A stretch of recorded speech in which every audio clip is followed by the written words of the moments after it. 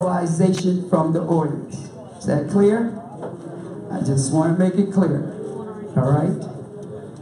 All life is not fair, but that's the way this is run. Okay, I would like to thank, on behalf of the NAACP Youth Council, NAACP, period. I'd like to thank the mayor candidates. We're going to give our opening statements. Everyone has 3 minutes. And the opening is going to start with Mr. Gardner. Did you give me some volume? Person in the back. Miss Murray, can you hear well? Yes. Okay.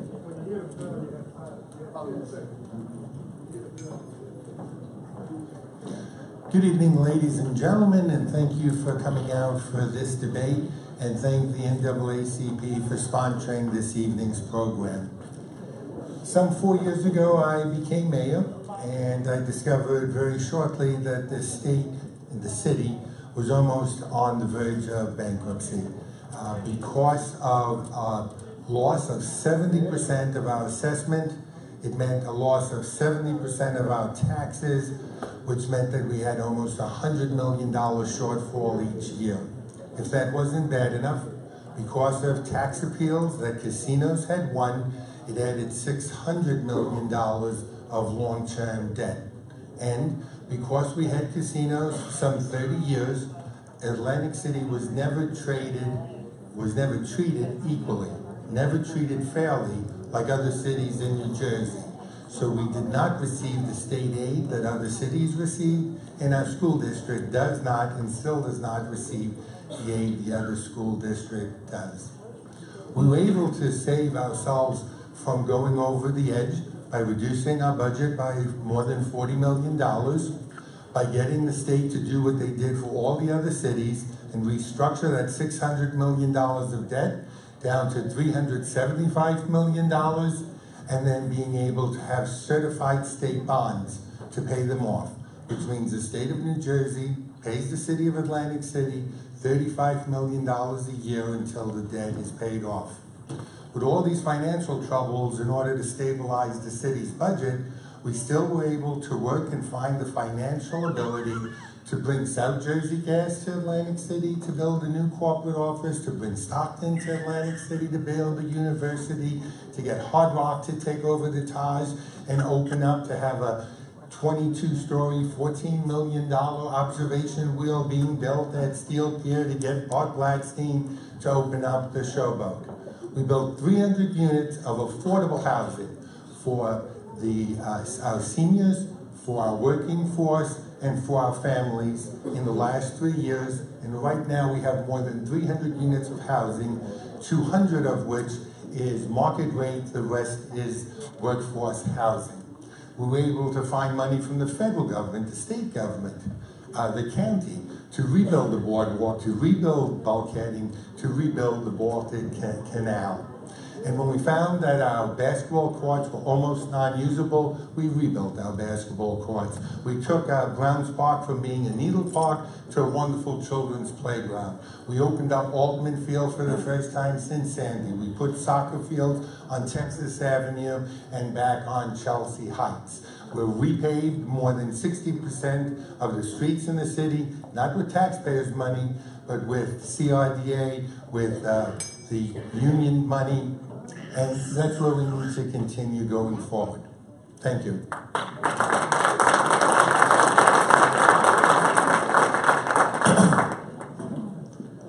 That there sound like the state's plan. Everything you just announced with all the great things that you've done, I think we're forgetting that the state's in here and they're taking credit for everything that you just said. And so we have to be careful with words and how we're talking and what people are saying, and listen to really carefully what they're saying and what they're talking about. But enough about that. I'm Henry Hank Green. I represent the Green Party.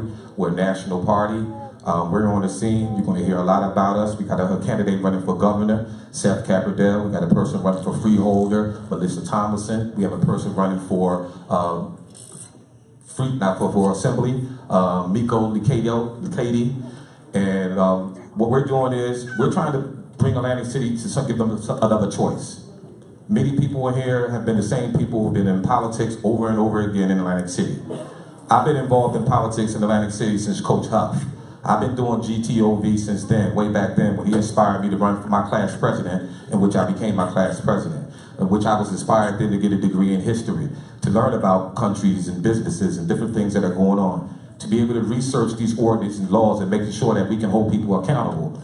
I don't see a lot of that happening with a lot of the people that are already in office. And we need to make a change. We need to make sure people are reading the legislation and reading the information and asking questions and seeing can we do something about it, instead of just saying, oh, it's the state, they did this to me, they did that to me, we can't do nothing, we have no win, give up. When are we going to start using our assets and getting smart lawyers and suing people, standing up and fighting them at every turn? If we keep letting them do what they want to do, they're going to keep taking from us. Right now, these individuals all believe that Murphy's going to come in here and he's going to change it and everything is going to be all different. Murphy has never said he's going to do the takeover and redo it. Not one time. Plus he's sitting around here taking, and the other thing is, he's for casinos in New Jersey. How can he be for both of those different things? He can't be for, he got to be able to have power over us and be able to control us at the end of the day, especially if he's for North Jersey casinos. Check it out, research it for yourself, ask those questions, because he is. So we can't keep listening to these stories. We got to get prepared to get some lawyers in here and sue. And sue for the civil rights violations. Sue for taking our sovereignties. Sue for the fact that we can't make programs and have programs for our kids. Sue for, sue because our seniors and our housing programs, people from out of towns are coming in and getting the jobs. I'm tired of seeing people come in here and get all the construction jobs, come from somewhere else, come in here, get the jobs, and none of our officials hold them accountable. There's supposed to be a compliance officer holding them in place. We're supposed to have 50% of those businesses come to Atlantic City residents, 50% of those are minorities. None of them hold them accountable. And guess what after that? If they don't do that, it's 50% taxes that they give us back in lieu, and then we help the taxpayers out. But we don't do stuff like that. Thank you. My name is Henry Green, Green Party. Vote for us November 7th.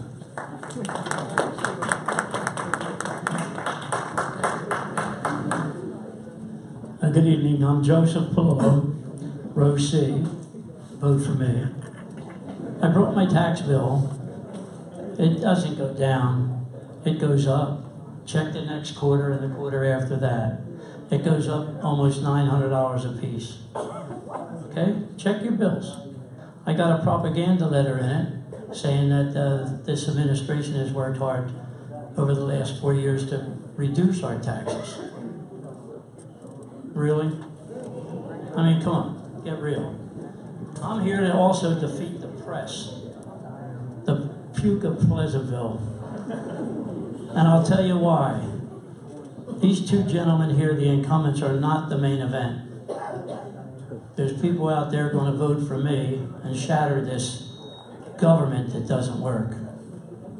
So get ready. I hope you're listening to my commercials where I explain my positions many times over. You've heard me over the years. This government isn't working. It hasn't done anything. All your council candidates think they're directors, that they're going to clean the street or something. No, they're just legislators. The city's dysfunctional. They don't know what they're doing. And the state's borrowing money and saying we owe it. The mayor hasn't said stop the borrowing state. The mayor hasn't said repeal the Recovery Act, the Takeover Act. Repeal it. Get it out of here. Murphy can't do it. Kim can't do it alone. It's got to go to the legislature. The legislature right now should be repealing the Recovery Act and get out of here. If the city's still overspending, they had a guy in an office here called a comptroller, supposed to be watching the money. Well, they're still outspending with the money. They're not doing the job. They're calling me the spoiler. Yeah, I'm going to spoil their life just like they spoiled mine, raising my taxes from my Social Security check and a little pension I get. We've all worked here in the city for 30 years or more. This is a disaster. He let the state take over because he had a failed plan. The governor told you that. His plan was no good. Failure. And then take credit for everything that the state and federal government's doing in our city? I don't think so. I think it's over for the Garden administration because he appointed a lot of directors and they're all for somewhere else. And they never went under the law. The people that work and live in Atlantic City know there's a law that they must move in within a year and become residents. And none of them did. And they ripped this off. And I never made $45,000 in 30 years. But they're getting 170 and 185 and 145. My first act as mayor is to ask for all their resignations. Put them on a desk, and in 10 seconds, they'll be out of here.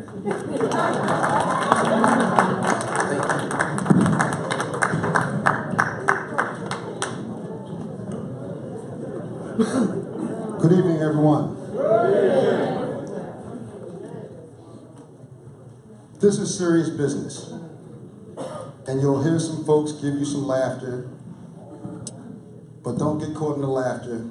Make sure you listen clearly with the lies that are going to be spilled to you today. I'm Frank Gilliam. I am your Democratic nominee for mayor of the city of Atlantic City, and I stand proud to be your Democratic nominee because folks will get up here and tell you that it's not important to pick a side. Why do we have Democrat? Why do we have Republican? Why do we have Independent? Because every last one of us stand for something different. A Republican stands for taking away from the poor and providing for the rich. A Democrat stands for taking away from the rich and providing for the poor. We'll have people think that we're that sleep, that we're going to put another Republican on the 7th floor in Atlantic City. It's not going to happen. The reason it's not going to happen is we're awake now. We've had all the medicine that we can take that has possibly poisoned us.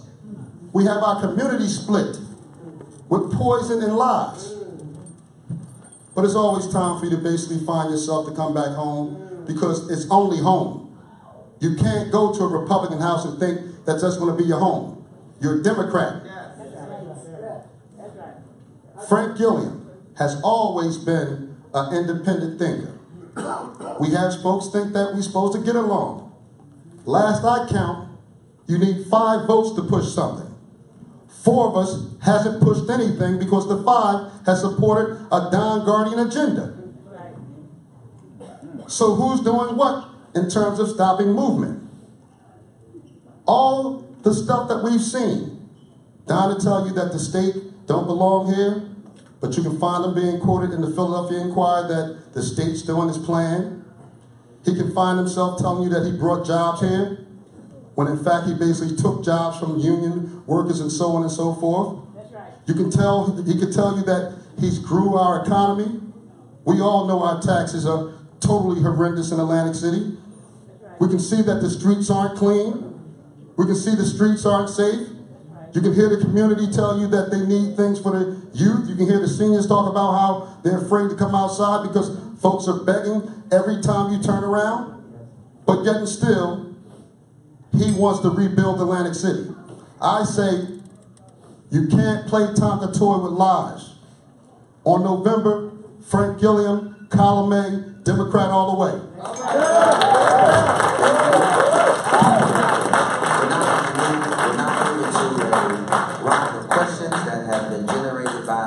Public. I'm going to ask each candidate that you will respectfully answer the question that is asked of you as a way of respecting those whose vote you intend to earn this evening. And so our first question will start with Frank. Recently, PBS did a special on climate change and focused in on Atlantic City as one of the 90 cities that are at a dangerous risk of flooding due to the new normal, high tides, and even from light rain. My first question is, do you believe in human influence climate change? And if so, what are you going to do as mayor to protect our city?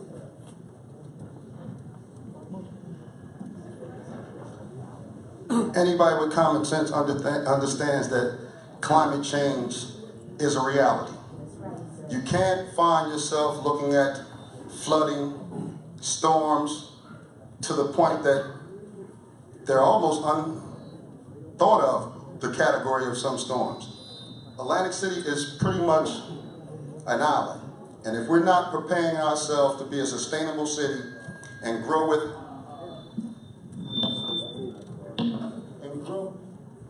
and develop and grow, and to develop and grow with the economy as well as the environment.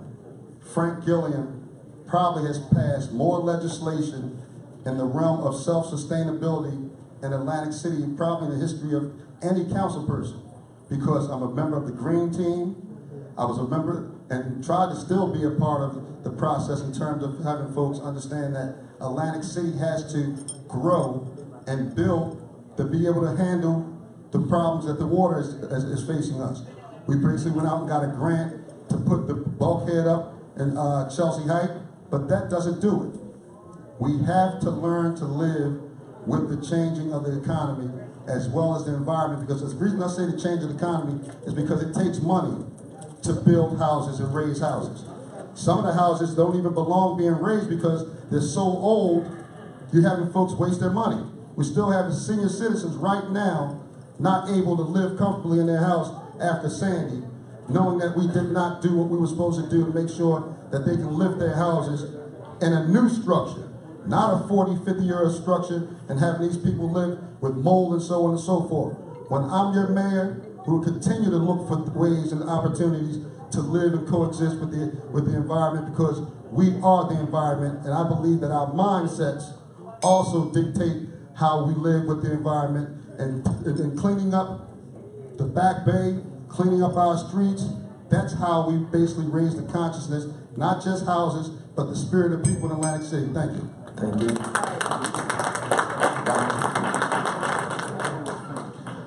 Climate change is absolutely with us, and Atlantic City needs to prepare if we expect this city to be here in 100 years. And that's why everything we've done so far has been about sustainability. You built the boardwalk for 100 years, but you never protected it, so it was only a matter of time before a storm was going to rip it up. Go and take a look at the $50 million federal and state program that you have going on right now, and you'll see a rock jetty in the inlet with a bulkheading behind that before the boardwalk is there, so it will be protected from the next nor'easter, the next hurricane, the rising tide.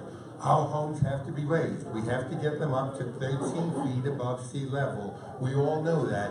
It's how we find the funding to do that. There has been some FEMA money. There has been some private insurance money. That has dried up. That is why we, the city, have put forth an application to FEMA as part of what we're allowed to do to speak before the residents and have an additional 45 homes raised next year. The Baltic Canal was brilliant back in 1912, but it stopped working in 1962. That's why another $20 million federal and state program is rebuilding the Baltic Canal, the new sluice gates both at Ducktown and up at Fisherman's Park that will alleviate most of the minor flooding that's coming in. We're taking an entire grid that makes up the hospital, Caesars, the Boardwalk Hall, and Bally's.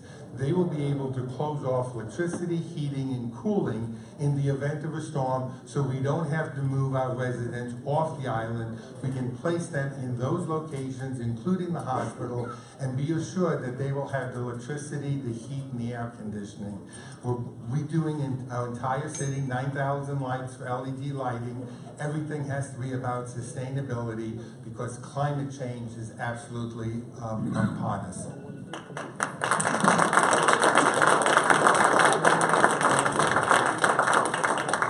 Again, all of that's great, to have all of these different companies coming in and trying to alleviate us from the flooding in the city.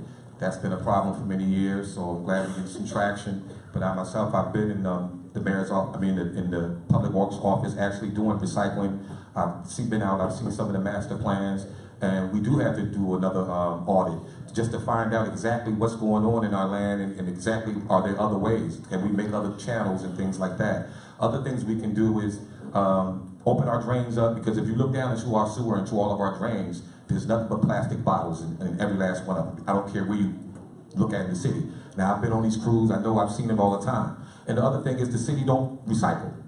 You know what I mean? We could save money right now if we were recycling. When I was up there inside the Public Works, I did the tonnage grant. The tonnage grant actually that will come in after recycling. After we do all the recycling for a year, we get a check back in return. That particular check could, if we actually did a little bit more, because right now we're doing about 10%.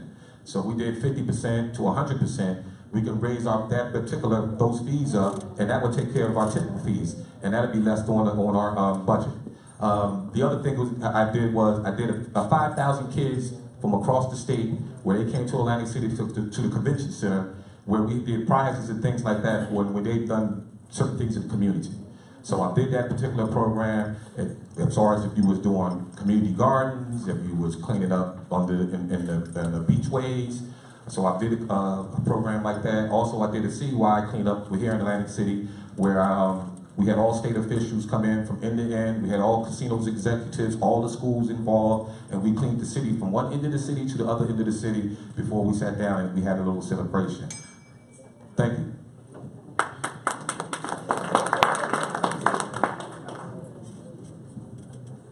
I always would ask myself, why do the citizens have to go around and pick up all the dirt and the litter?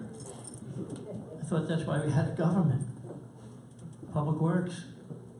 The streets aren't clean. That's what I hear everybody saying. As far as, do I believe in climate change? Maybe.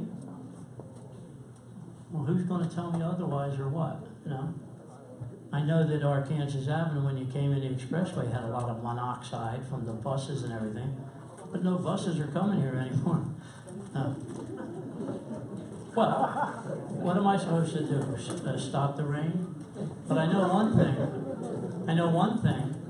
There hasn't been a bulkhead in Chelsea Heights in 150 years or for the whole history of the earth. And they've never done it. They say they went out and got a grant. I've heard that before. The bulkhead never gets built. Build the bulkhead. It floods Chelsea Heights. They made a deal with the casinos. They bulkheaded all of Venice Park, every lagoon, every channel. Why not Chelsea Heights? Chelsea Heights has been paying through the nose taxes to all their single-family homes, and they don't get anything. What does Chelsea Heights really get from the city? They closed the firehouse. They closed 2 firehouses. So this city isn't functioning right. The dunes, were they a good thing? The water only came over Kentucky Avenue once, a little bit of ocean water. I'm not talking 62. A little bit of water over Kentucky Avenue on the boardwalk. And they put these dunes over there that stopped the ocean breeze hitting the boardwalk, stopped everybody from even looking at the ocean. The federal report says when there's a storm, 45 minutes, the dunes are gone. And we got these breast implant plants out there, dunes, right? They're not even sand, they're not even soil. They're a big balloon, all right? So, there you go. So, maybe I believe in the air. Joseph, we're going to keep this next question for you to sit down. What is your plan for bringing us out of privatization? Seeing that the bottom third of the city payroll has been negatively affected by this privatization. Well, don't privatize. Keep our local residents and everybody in their jobs. Who's the state to come in here and take away collective bargaining and civil service? That means you have no rights if you're an employee. I know a little bit about unions. I'm the one that removed the Teamsters, not alone. Removed the Teamsters, got ourselves elected, and ran our Atlantic City White Collar Professional Association with the best contract that the employees ever got. 4% or $1,600, whatever, and all the police were waiting for it. They held out for 3 years to take our plan, and we got everybody that and post-retirement medical benefits, okay? The unions haven't said anything except they want to endorse the mayor that has the city upside down. The unions never said anything about your union rights being taken away from you. The unions never said anything at all. So maybe their heads are in the cloud. What else can I tell you? Look. You want to remain with this administration with 2 incumbents and the government is not working. If you vote for me, Guardian is gone, and so is Gilliam. I mean off council. I'm not disparaging against her. But if you elect me, I'm the guy that's going to do something. You know why? Because if I'm just talking and asking questions, they want to drag me out of a council meeting with the police. What are they afraid of? You mean for being dragged out or what? They're not going to shut me up. I've been out here for 30 years. What was that? Smart Al? What was that? If we can stay on topic. Yeah, I'm on topic.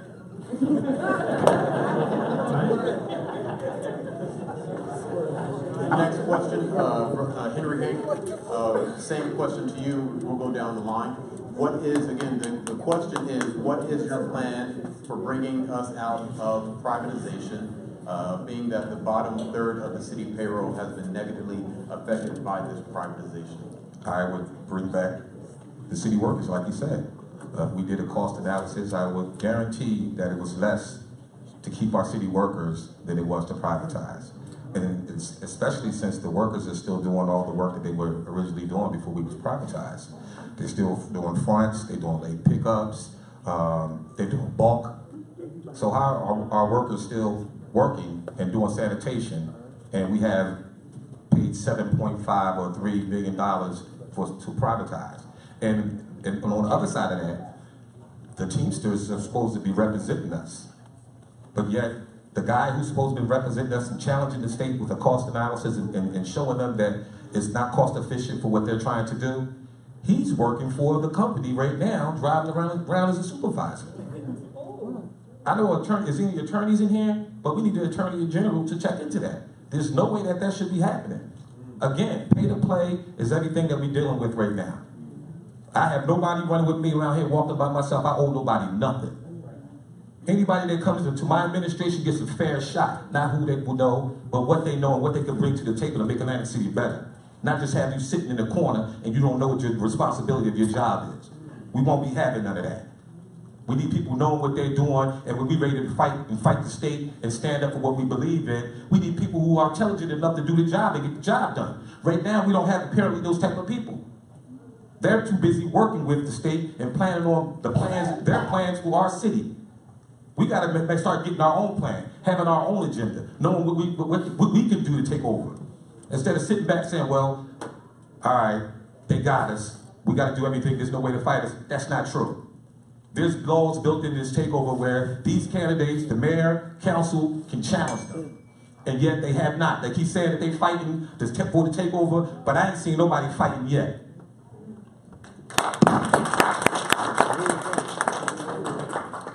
The question is over privatization. Privatization